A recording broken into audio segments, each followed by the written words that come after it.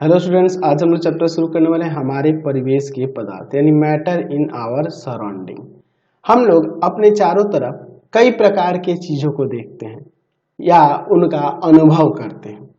ठीक है, हम लोग अपने चारों तरफ कई प्रकार की चीजों, जैसे यहाँ पे देख रहे हैं चित्र में मैंने दिखाया है, जूता हो गया, मेडल हो गया, किताब हो गया, यहाँ पर देखिए टाइपिंग करने वाला मशीन हो गया, बल्ला हो गया, भोपू हो गया। ऐसे हम लोग बहुत सारी चीजों को अपने चारों तरफ देखते हैं। अच्छा, मैंने ये बोला कि हम लोग अपने चारों तरफ बहुत प्रकार की चीजों को देखते हैं और अनुभव करते हैं। तो अनुभव करने का मतलब है, जैसे हवा है, हवा को हम लोग देखते नहीं है लेकिन उसका अनुभव करते हैं। इसलिए मैंने कहा कि हम लोग अपने चारों तरफ चीजों को देखते हैं या उनका अनुभव करते हैं। तो हमें क्या देखने को मिलता है? मैं इन चीजों में से एक कोई ले लेता हूं। मान लो मैं यहाँ पर कोई भी एक ले लेता हूं। मैं एक किताब ही ले लेता हूं, एक पुस्तक ही ले लेता हूं। अच्छा, यह पुस्तक जो है कुछ ना कुछ स्थान घेरेगी, और ये जो स्थान घेरेगी, जितने दूर में फैली हुई है, उस अधिकृत स्थान को हम लोग क्या कहेंगे? इस पुस्तक का आयतन कहेंगे। आयतन कहेंगे, यानी कि यहाँ जितने भी, अगर आप इन चीजों में से कोई भी लोगे तो उसका कुछ ना कुछ आयतन होगा ही। ठीक है, स्थान घेरेगी और उसका कुछ ना कुछ आयतन होगा ही। अगर हम इस पुस्तक को उठा के देखें तो उठाने के लिए हमें इसमें बल लगाना पड़ेगा। तो जब बल लगाना पड़ेगा, इसका मतलब कि इसका कुछ ना कुछ भार होगा, और भार होगा इसका मतलब यह है कि हम लोग कह सकते हैं कि इस पुस्तक का कुछ ना कुछ द्रव्यमान होगा। द्रव्यमान होगा। ऐसा नहीं है, अगर आप इन वस्तुओं में से कोई भी चीज यहाँ पे उठाकर देखेंगे तो उसका कुछ ना कुछ आपको द्रव्यमान होगा ही। उसका कुछ ना कुछ द्रव्यमान होगा, क्योंकि हर एक को उठाने के लिए आपको बल लगाना पड़ेगा, कम अधिक लगाने पड़ेगा उसके द्रव्यमान के हिसाब से, है ना। लेकिन बल लगाना पड़ेगा ही, इसलिए कह सकते हैं कि उसका कुछ ना कुछ भार होगा, और भार होगा तो उसका द्रव्यमान भी कुछ ना कुछ होगा। अच्छा, अगर हम लोग इस पुस्तक को एक जगह से उठाकर दूसरे जगह ले जाए, मान लीजिए यहाँ से यहाँ लेके चले आए, तो पुस्तक को उठाकर लाने में हमें कुछ बल लगाना पड़ेगा, यहाँ से यहाँ तक कुछ बल का प्रयोग करना पड़ेगा। तो इसका मतलब यह है कि यह जो पुस्तक है यह अवरोध उत्पन्न कर रही है, यानी कि कहने का मतलब है कि यहाँ से यहाँ ले जाने पे हमें बल इसलिए लगाना पड़ा क्योंकि ये जो पुस्तक है अवरोध उत्पन्न कर रही है, वो इसके विरुद्ध काम कर रही है, अवरोध उत्पन्न कर रही है, रुकावट पैदा कर रही है, जिसके कारण हमें इसे यहाँ से यहाँ ले जाने में बल लगाना पड़ रहा है। तो यहाँ से हमें ये पता चल गया कि अगर कोई भी चीज या कोई भी वस्तु है वह कुछ ना कुछ स्थान घेरेगी, उसका कुछ ना कुछ आयतन और द्रव्यमान होगा, और वह अवरोध भी उत्पन्न करेगी। तो ऐसे जो भी वस्तुएं होंगी, ऐसे जो भी चीजें होंगी, उनको क्या कहेंगे? पदार्थ कहेंगे। तो हमें एक पदार्थ की परिभाषा यहाँ से मिल गई। अब आप कहोगे कि सर हवा क्या पदार्थ है? हाँ बिल्कुल, वायु भी एक पदार्थ ही है। वायु कैसे पदार्थ है? तो देखिए, वायु को देखेंगे तो ये आपके आसपास में चारों तरफ फैला हुआ है, इसको अनुभव करते हैं ना जी। अच्छा, उसको अगर मैं एक बैलून में भर लूं, ठीक है, और उसका द्रव्यमान चेक करूं, उसको वजन करके उसका द्रव्यमान देखूं, और फिर मैं इस वायु को निकाल कर फिर उस बैलून का द्रव्यमान देखूं, तो दोनों के द्रव्यमान में आपको अंतर नजर आएगा। इसका द्रव्यमान अधिक होगा, इसका कम होगा। इसका मतलब वायु का कुछ ना कुछ द्रव्यमान रहा होगा। अच्छा, यह स्थान घेर रहा है ना जी, तो इसका आयतन भी होगा। अच्छा, इसको एक जगह से दूसरी जगह ले जाने में आपको बल लगाना पड़ेगा ना, इसका मतलब कि यह अवरोध भी उत्पन्न करेगा। तो यहाँ पे ये भी आपका क्या हो गया? वायु भी क्या हो गया? एक पदार्थ ही हो गया। तो पदार्थ की परिभाषा हम लोग यहाँ पे दे सकते हैं कि कोई भी वस्तु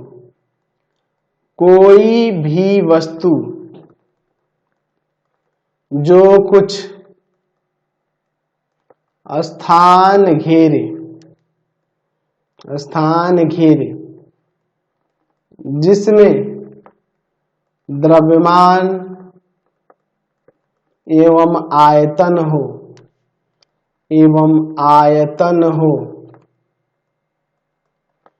और जो अवरोध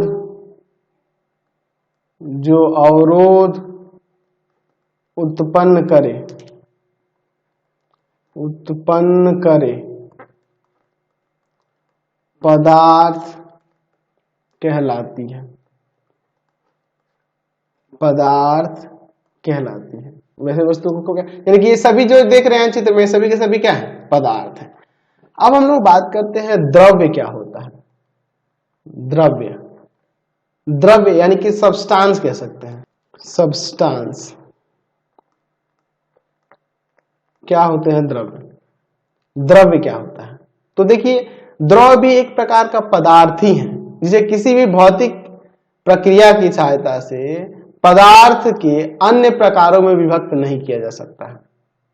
जैसे अगर मैं बात करूं चीनी, तो चीनी जो है ना, यह आपका एक द्रव्य है। द्रव्य इसलिए है क्योंकि अगर आप इसे कोई भी भौतिक प्रक्रिया द्वारा आप इसे दूसरे अन्य पदार्थ के अन्य प्रकारों में विभक्त नहीं कर सकते। जैसे चीनी को आप देखो, चीनी को आप क्या कर सकते हैं, कोई भी भौतिक प्रक्रिया द्वारा उसे दूसरे रूप में नहीं बदल सकते। जैसे चीनी को आप मान लो गर्म करके पिघला दिए और पिघल गया, फिर उसके बाद अगर वो ठंडा करते हैं, फिर उसको वाष्पीकृत करते हैं, तो उसमें का वाष्प उड़ जाएगा, फिर से वो चीनी के ही रूप में आ जाएगा। हाँ, अब उसके कण अलग अलग दिखेंगे, लेकिन फिर से वो चीनी के ही रूप में रहेगा, उसमें कोई फर्क नजर नहीं आएगा। अतः चीनी को हम लोग कह सकते हैं कि चीनी क्या है? द्रव है, क्योंकि उसमें कोई भी भौतिक प्रक्रिया द्वारा उसे पदार्थ के अन्य प्रकारों में विभक्त नहीं किया जा सकता है, तो उसको द्रव्य कहेंगे, सब्सटेंस कहेंगे। तो आप इसकी परिभाषा यहाँ पे लिख सकते हैं कि द्रव्य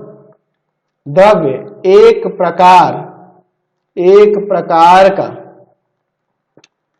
पदार्थ है जिसे किसी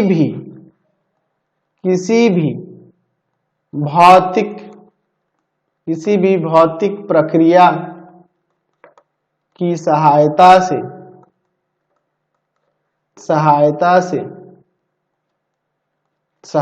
से पदार्थ के अन्य प्रकारों में विभक्त नहीं किया जा सकता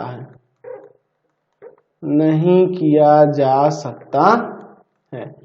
जैसे मैंने अभी एग्जांपल आपको बताया है, चीनी हो गया, और भी बहुत सारे एग्जांपल आप लिख सकते हैं। आपका सोडियम क्लोराइड हो गया, सोडियम क्लोराइड जो नमक हम लोग खाते हैं, है ना, उसको घोल देंगे, फिर वो उसको वाष्पीकृत करेंगे, फिर वो वैसे ही रूप में आ जाएगा। चूना हो गया, है ना, ये सभी क्या है? द्रव है। अच्छा, अब आप कहोगे कि सर दूध को क्या कह सकते हैं? दूध ऐसा हो सकता है? तो देखिए, जो दूध होता है, दूध शुद्ध द्रव नहीं होता है, वो मिश्रण होता है, क्योंकि इसमें बहुत सारे आपको देख लो, जैसे इसमें जल रहता है, वसा रहता है, प्रोटीन रहता है, ये सब रहते हैं ना जी, तो इसलिए शुद्ध ये द्रव नहीं कहलाता है, दूध शुद्ध द्रव नहीं होता, ये ध्यान रखना। तो हम लोग शुद्ध द्रव में यही सब एग्जांपल आप लिख सकते हैं, समझ गए ना, क्योंकि ये मिश्रण है एक प्रकार का। चलिए, अब हम लोग पदार्थ की भौतिक प्रकृति के बारे में देखेंगे। तो चलिए, मैं यहाँ पे हेडिंग देता हूं, पदार्थ की भौतिक प्रकृति। क्या क्या होती है इसकी भौतिक प्रकृति, इसको देखते हैं। ठीक है, देखिए, कोई भी पदार्थ जो होता है वह कणों का बना होता है, पार्टिकल्स का बना होता है। आप एक काम करो ना, मैं इस छोटा सा एग्जांपल आपको समझाने के लिए बताता हूं। मैं यहाँ पर क्या करता हूं, मैं यहाँ पर मान लीजिए मैं एक कंप्यूटर ही लेता हूं, और कंप्यूटर को कर्सर के माध्यम से छोटे छोटे चूर्ण में डिवाइड कर देता हूं कर्सर से, तो ये छोटा छोटा पार्ट में बढ़ जाएगा ना, छोटे छोटे कणों में टूट जाएगा, है ना। इसका अगर मैं पाउडर बना दूं तो छोटे छोटे कणों में टूट जाएगा। तो ये एक्चुअल में क्या है, ये जो पदार्थ है यह छोटे छोटे कणों से बना है। चाहे इसमें से कोई भी आप पदार्थ लेंगे, वो सभी क्या होते हैं, छोटे छोटे कणों से बना होता है। आप कहोगे हवा, सर हवा भी आपके छोटे छोटे कणों से ही बना होता है। तो लिख सकते हैं पहली प्रकृति क्या हो जाएगी कि पदार्थ जो होते हैं, पदार्थ कणों से बना होता है, कणों का बना होता है, कणों का बना होता है। और कण कैसे होते हैं, बहुत सूक्ष्म होते हैं, छोटे छोटे होते हैं। तो यहाँ पर लिख सकते हैं दूसरा पॉइंट कि पदार्थ के कण अत्यंत सूक्ष्म होते हैं, अत्यंत सूक्ष्म होते हैं। पदार्थ के कण जो होते हैं अत्यंत सूक्ष्म होते हैं, बहुत छोटे छोटे कण होते हैं। चलिए, और क्या लिख सकते हैं कि अगर पदार्थ के कणों की बात करें तो ये जो पदार्थ के कण होते हैं ये हमेशा गतिशील रहते हैं। ठीक है, हमेशा गतिशील, यानी कि ये अनवरत गतिशील रहते हैं। अच्छा, अगर जैसे मैं मान लो एक लोहे के टुकड़े को लेता हूँ तो उसके कण जो होंगे हमेशा गतिशील होंगे, आपको दिखाई नहीं दे रहा है क्योंकि उसके कण एकदम पास पास रहते हैं, बहुत ही नजदीक नजदीक रहते हैं, लेकिन ये हमेशा गतिशील होते हैं। यही अगर आप इसको गर्म करो, इस लोहे के टुकड़े को गर्म करते हो तो गर्म करने पे अगर अब आप हथौड़े से इसको पीटोगे तो ये आसानी से इसका रूप बदलते जाता है, इसलिए क्योंकि जब इसका तापमान बढ़ता है तो इनके कणों का वेग बढ़ जाता है जो आसानी से इधर उधर फैलने लग जाते हैं। इसको हथौड़े से पीटेंगे तो आसानी से इधर उधर फैलने लग जाएंगे। तो हम लोग लिख सकते हैं इसमें तीसरा पॉइंट कि पदार्थ के कण अनवरत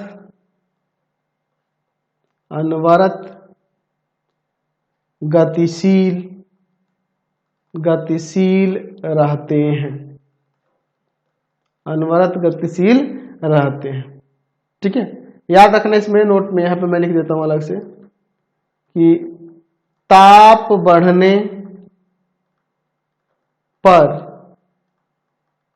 कणों के वेग में वृद्धि होती है, वेग में वृद्धि होती है। ठीक है, जैसे हम लोग गैस को कोई वायु को ही देखें तो वायु को आप देखते हैं गर्म होने पे क्या होता है, गर्म वायु वायुमंडल में तेजी से ऊपर की तरफ जाता है क्योंकि उसके कण तेजी से गति करने लग जाते हैं, उनका वेग बढ़ जाता है, हल्के हो जाते हैं और वो तेजी से गति करने लग जाते हैं, है ना जी। देखिए ये पदार्थ के जो कण होते हैं ना, ये एक दूसरे से बंधे हुए रहते हैं एक आकर्षण बल के द्वारा, जिसे अंतरा अणुक आकर्षण बल कहते हैं। इनके कणों के बीच एक बल लगता है जिसे हम लोग क्या कहते हैं, अंतरा अणुक आकर्षण बल, इंटरमॉलिक्यूलर फोर्स ऑफ अट्रैक्शन। समझ गए ना। ठीक है, तो यहाँ पे लिख सकते हैं अगला पॉइंट कि पदार्थ के कण एक दूसरे को आकर्षित करते हैं,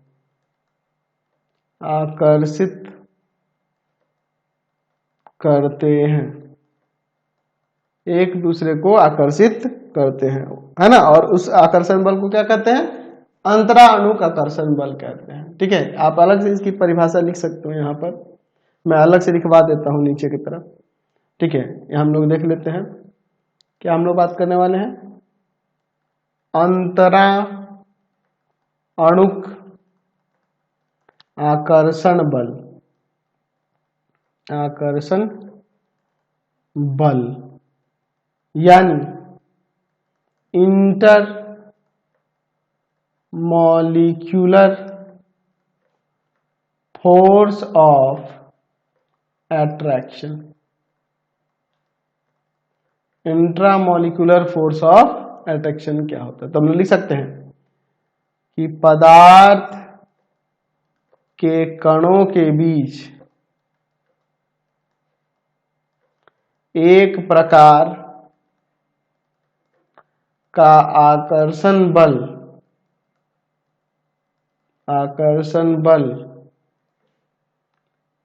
कार्यरत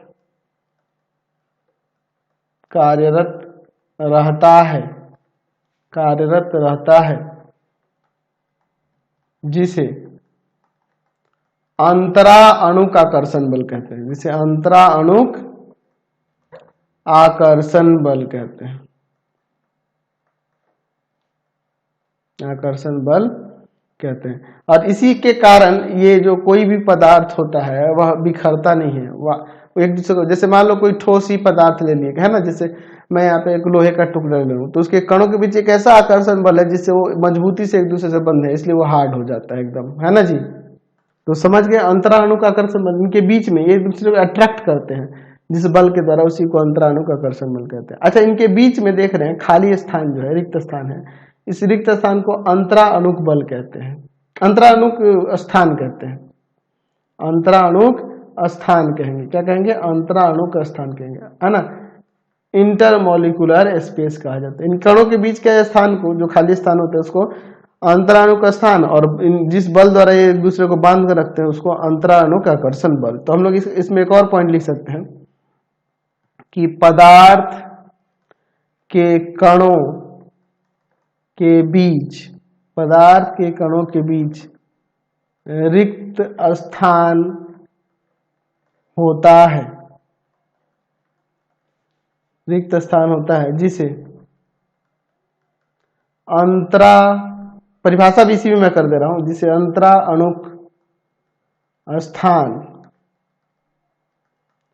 या फिर आप लिख सकते हैं इंटर मॉलिक्यूलर स्पेस कहते हैं,